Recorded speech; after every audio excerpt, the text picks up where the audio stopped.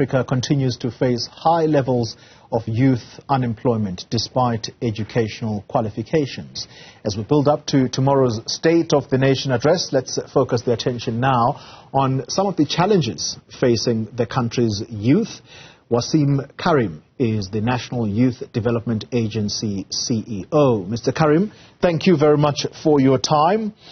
It's almost as if we are a stark record when it comes to the issue of youth unemployment. All the sloganeering you have heard over the years, a ticking time bomb, this is a powder keg.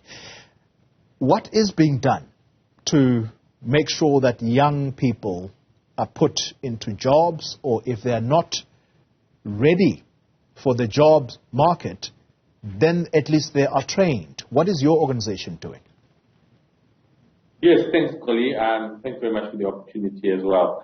So I think it's more of a broad response to the question, right, is to say that youth unemployment is, of course, a crisis that the country faces, and that there needs to be a coordinated response. Government taking the lead, but supported by the private sector and civil society as well.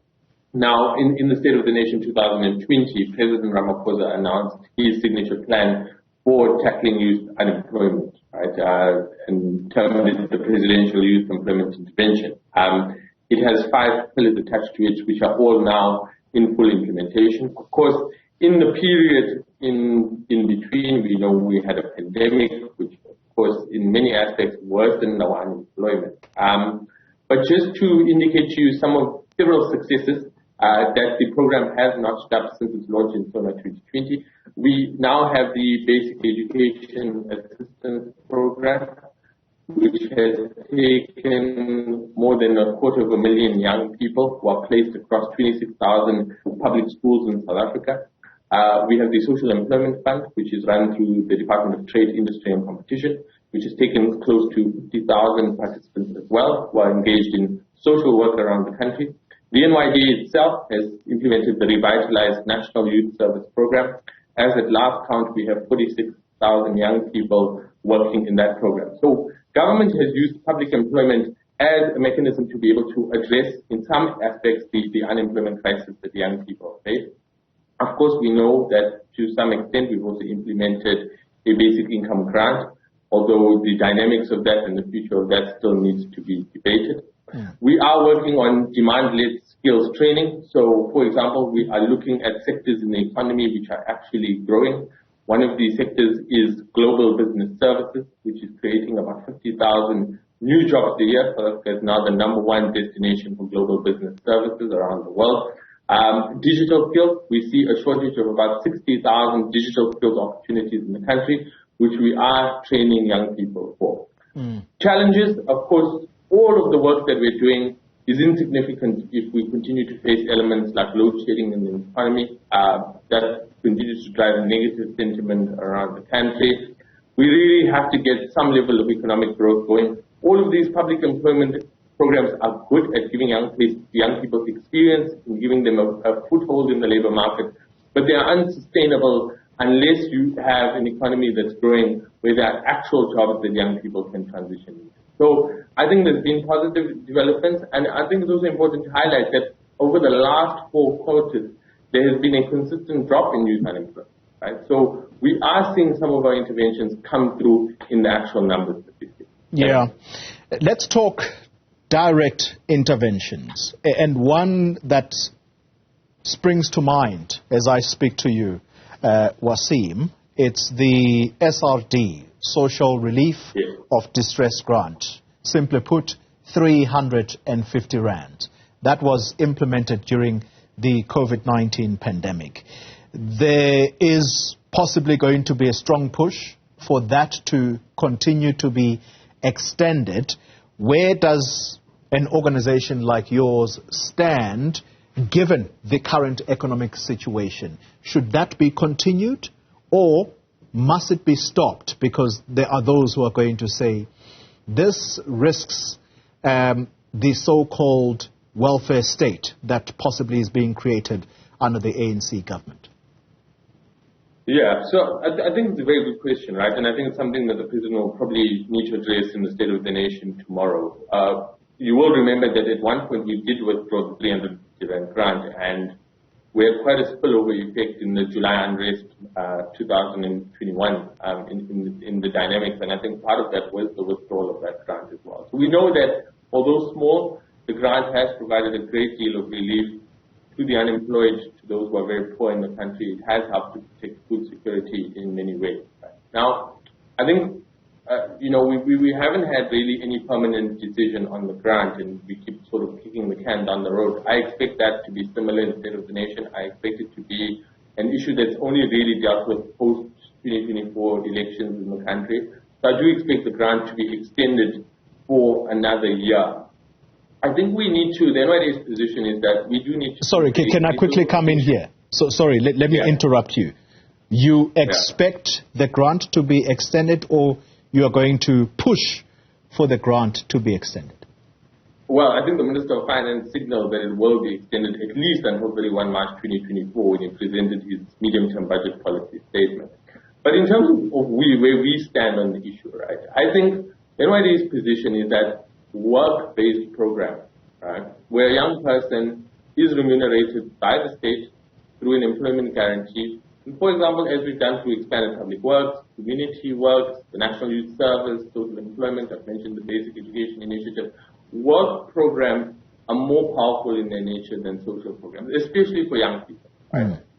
Because the routine of going to work, waking up in the morning, having a place to go to, being incorporated into a community, receiving a check every month, the dignity that comes associated with work is more powerful in nature than just basic income transfers that we seem to do. I also think if you look around South Africa, there's so much of work that needs to be done, right? And we see no shortage of work, yet we have unemployment. And I think that there needs to be a deliberate attempt when redesigning the social relief distress grant about a balance between work-based programs and social security. Financing it is another important mechanism. I think for now it's been financed mainly through revenue overruns from the revenue service, the commodities boom, but you need to think about a more permanent element of how you're going to finance that, right? Whether it's an increase in VAT, whether it's an increase in, I think we've basically reached the peak of being able to raise personal income tax rates. So probably looking at some kind of VAT increase, maybe some element for wealth tax to be able to finance it. Yeah. But I think ultimately we need to get to a balance between a grant and work-based programs.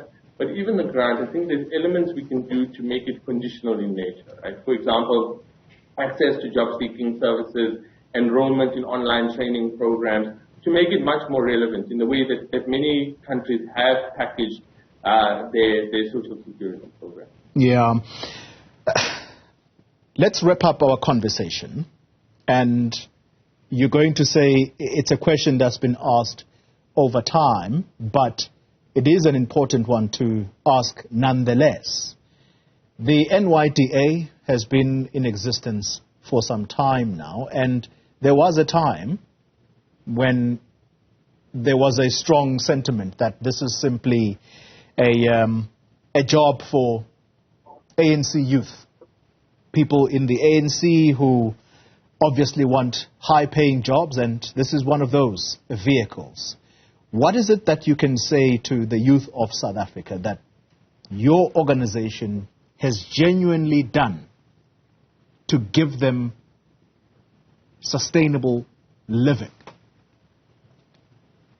Yeah, thanks, Kuli. So I think I'd like to list three things in particular, right? So I think I've mentioned National Youth Service twice, right?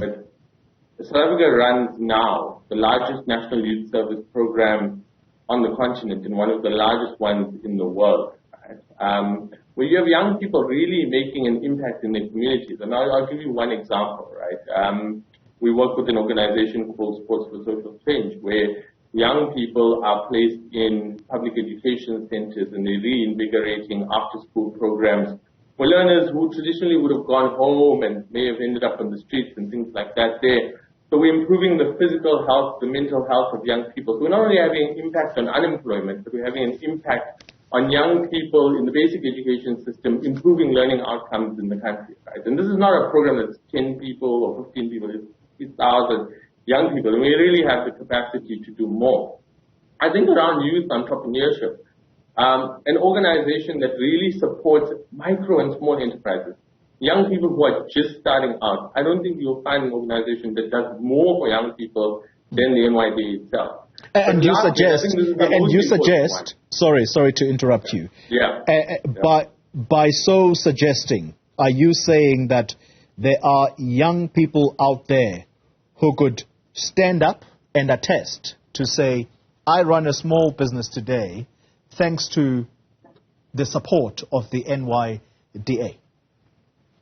I definitely think so. I mean, in the last 5 years, if I look at our own numbers, we've funded over 15,000 youth-owned enterprises, and our own data, independently evaluated, tells us that 80% of those businesses are surviving beyond 2 years, So we really do feel that young people can attest. You follow us through our social media platforms, you will see many of those businesses. And I really think those are amazing stories of marginalized and vulnerable young people who've gone beyond their circumstances to achieve success. But the last one I want to say is that I think where we're playing a better role now is, for the first time, we have an approved integrated youth development strategy, which cuts across everything from basic education to higher education to social development in the country. And what we're doing is not only holding ourselves accountable, but holding the entirety of government accountable for the commitments that it's made to youth development, including bringing into that the private sector and civil society. And I think that is the most powerful lever. If you can get all sectors of society pulling in one direction to youth development and hold them accountable for what they say they'll do, I think we can get this machine moving that tackles the many multifaceted youth challenges that we face. Waseem Carrim, thank you very much for your time and indeed the effort that he says his organization is putting to ensure that young people are absorbed in jobs. All right.